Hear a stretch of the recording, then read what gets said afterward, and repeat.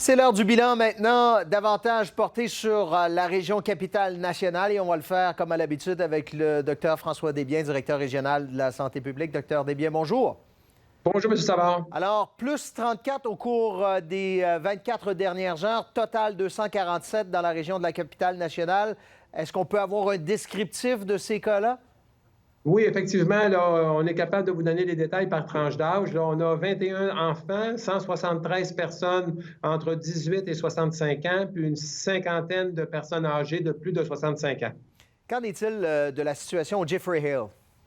Bien, disons, hier soir, on était rendu à 5 patients atteints, un de plus que la veille, et 5 travailleurs de la santé, un de plus que la veille. Et une trentaine de travailleurs de la santé qui ont été mis en isolement. Le premier ministre disait aujourd'hui qu'il y avait 519 résidences pour aînés, personnes âgées qui étaient touchées, où il y avait au moins un cas au Québec. Chez nous, ça ressemble à quoi?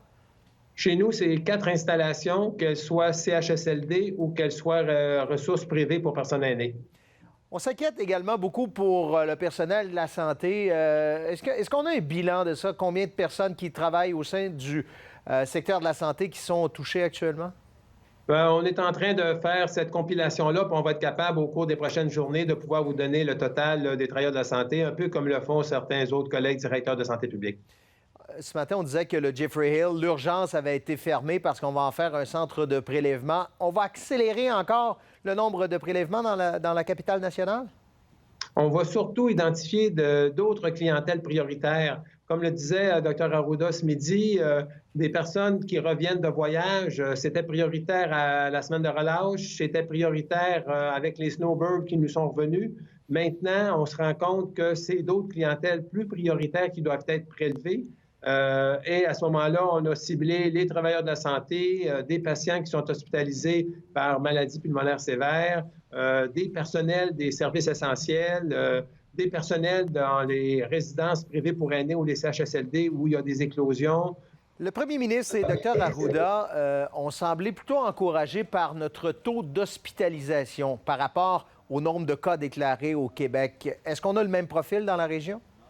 On a effectivement le même profil. On a beaucoup de cas, mais pas autant d'hospitalisations et autant de personnes aux soins intensifs que d'autres pays ont pu vivre après leurs 4 premières semaines. Donc, c'est un peu ça qui est notre comparaison. La lecture des cas qu'on a actuellement, avec les délais là, de passer les tests, d'avoir ses premiers symptômes, c'est comme une photographie qui date d'il y a quelques jours, peut-être même une semaine. Est-ce qu'on doit en comprendre, donc, qu'au moment où on se parle, vous et moi, là, c'est le moment probablement où dans la société, le virus circule le plus? Mais disons que notre virus, depuis qu'il est arrivé il y a 4 semaines, il circule de plus en plus. Puis ce qu'on veut, c'est qu'à un moment donné, il va circuler moins. Je ne peux pas vous dire qu'aujourd'hui, il commence à circuler moins parce que j'ai des cas en augmentation d'un nombre quand même assez élevé, une trentaine depuis hier, puis auparavant, c'était aussi dans la 25-30 cas de plus. Donc, il circule davantage.